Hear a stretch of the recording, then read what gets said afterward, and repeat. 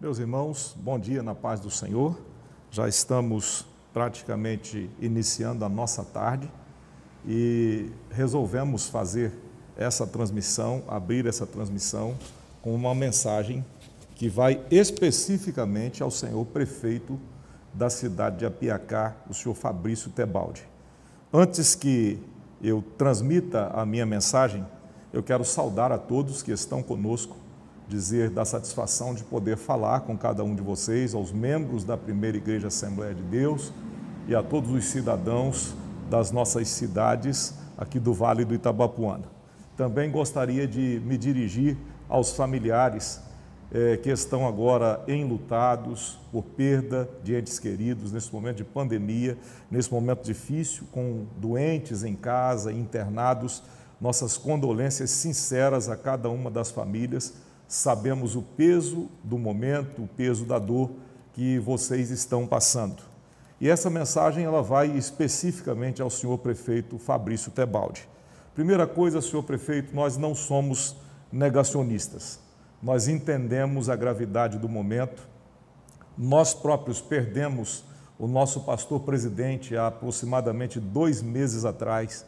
E hoje eu, como presidente da igreja, me dirijo ao senhor para dizer que nós não somos negacionistas, entendemos os protocolos, as medidas de segurança, somos ordeiros, acatamos todas as recomendações. No entanto, existem algumas situações que estão fugindo ao limite da razoabilidade. Há 2 meses atrás, como eu disse, perdemos o nosso pastor vitimado pela Covid-19. Sabemos em nossa membresia, em todo o Vale do Itabapuana, tanto nas cidades de Bom Jesus, Apiacá, no entorno das nossas cidades, temos enfrentado de peito aberto tudo isso, com coragem, com fé e com determinação.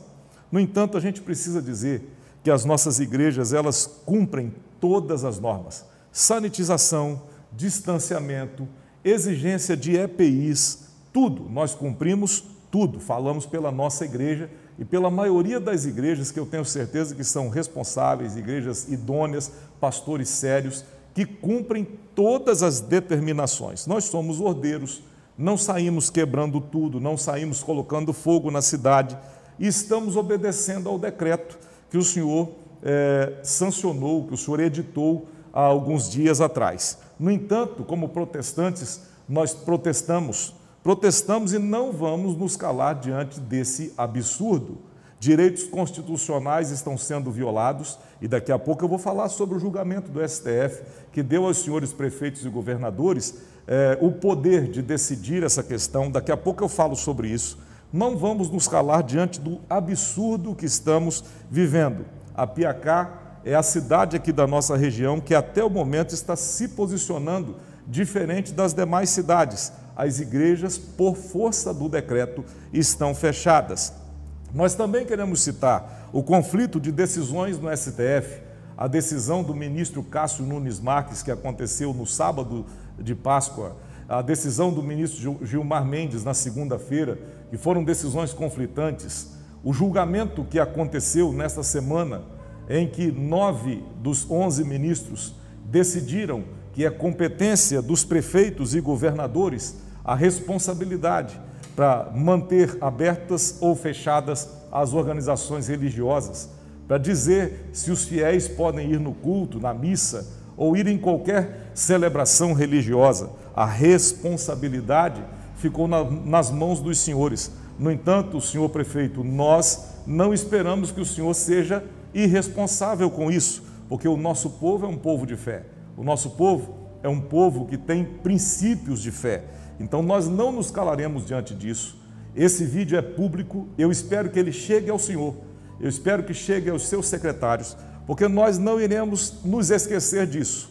O senhor não foi eleito para isso, o senhor foi eleito para cuidar dos interesses da população e a população tem religião. Não sei qual é a sua, mas a nossa, nós cristãos, nós não só vivemos por causa da nossa fé, nós estamos dispostos a morrer por causa dela. Não tem problema nenhum quanto a isso. Eu gostaria de dizer para o senhor que nós não concordamos com o fato dos senhores rasgarem a Constituição, tirarem a liberdade de culto, a liberdade de associação, a liberdade de reunião. Eu quero dizer também pessoalmente para o senhor que eu conheci o seu pai. Eu estou falando na mesma linha que eu falei para um outro prefeito da nossa região. Eu conheci o seu pai há mais de 35 anos atrás. Eu era office boy de um escritório de contabilidade e de 15 em 15 dias eu estava com o seu pai, o senhor Edivar Tebaldi, aí no posto, na chegada, no posto do centro da cidade, no hotel, pegando documentos quinzenalmente nas empresas que pertenciam a ele. O senhor é bem mais novo do que eu e naquela época o senhor era apenas um adolescente. E eu sempre vi no seu pai e na sua família pessoas altamente responsáveis. E o senhor o que fará com o legado do seu próprio pai? Quando uma família estiver enlutada, o que eles devem fazer? Eles devem ir para a porta do prefeito pedir oração? Para a porta das autoridades judiciárias pedir oração? Quando alguém precisar de aconselhamento, quando um ente querido estiver hospitalizado, quando as coisas acontecerem nesse âmbito, que é o âmbito da fé, o que as pessoas devem fazer? Ir para a sua porta, para a porta de alguém que de repente decide onde cultuar ou não, ou se pode cultuar ou não? O que nós vamos fazer, senhor prefeito, com o conforto que só a fé pode trazer? O que nós vamos fazer com a assistência que só a igreja, como corpo de Cristo, pode dar? Na verdade, alguns podem até dizer, mas eu posso cultuar em casa, eu posso exercer a minha fé em qualquer lugar, não precisa do banco da igreja. E eu vi um ministro do STF falar isso essa semana. Quem decide onde cultuar é o cidadão. Nós não estamos falando aqui de imposição, até porque ninguém é obrigado a ir nas celebrações da igreja. Nós estamos falando de liberdade, é diferente. Não estamos ou não queremos as nossas igrejas abertas para arrecadação, por causa de ofertas, por causa de movimentação financeira. Não, senhor. A gente encontra pais de famílias, pessoas que estão desempregadas, famílias enlutadas, pessoas desesperadas.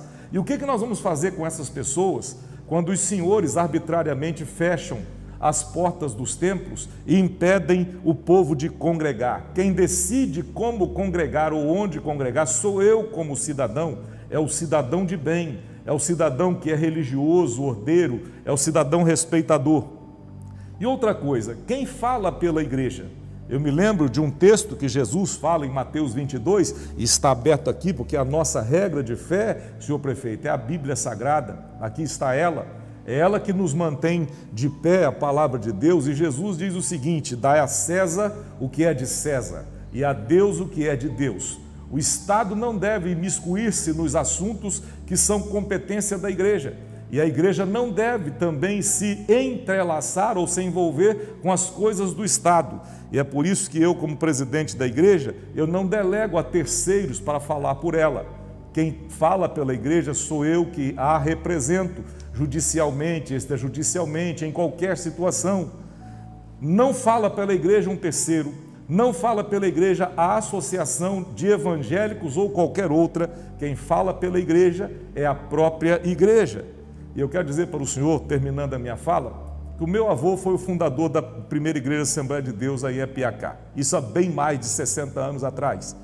E existem membros antigos que foram servidores municipais, dentre eles o senhor Genésio, não sei se o senhor conheceu, mas é uma pessoa que foi muito conhecida aí, dentre eles o senhor Natanael, que trabalhou por muitos anos aí na prefeitura, o senhor Aires, que foi servidor municipal por muitos anos. Hoje todos eles já estão com o Senhor, já passaram para a eternidade, mas são famílias e pessoas que construíram uma história de exemplo e de fé aí na sua cidade. Hoje, famílias ainda estão lá, a família Correia, que é uma família enorme que está na igreja, a família Milani, várias famílias, ou seja, a igreja construiu uma história na nossa cidade. E o Senhor está passando para a história como aquele que nos impede de exercer a nossa fé. Nós queremos a nossa liberdade de volta. Nós não somos irresponsáveis, nós não iremos desobedecer os protocolos, mas nós queremos a liberdade de cultuar. Medicamentos, nesse tempo, são combatidos por não comprovação científica. Tem um monte de opiniões, de jornalismo e tudo mais. E como eu disse, repito, não somos negacionistas, mas não existe uma prova de que o trancamento da cidade resolve. Porque se resolvesse, o senhor já trancou a cidade há várias semanas, os casos estavam diminuindo e não aumentando. Isso é raciocínio lógico. E o senhor é um homem inteligente, eu sei que o senhor sabe fazer conta. Então, veja bem, não existe prova de que o trancamento da cidade resolve o problema. Não existe comprovação disso. A lógica é outra. Então queremos a nossa liberdade de volta. Não somos desobedientes, não somos desordeiros, mas queremos a nossa liberdade de volta porque nós temos responsabilidade. Eu fiz uma viagem recente, eu termino agora. Fui a Brasília. No avião não tem distanciamento, nos metrôs não tem distanciamento, nas rodoviárias não tem distanciamento, mas a culpa da contaminação da cidade é da igreja.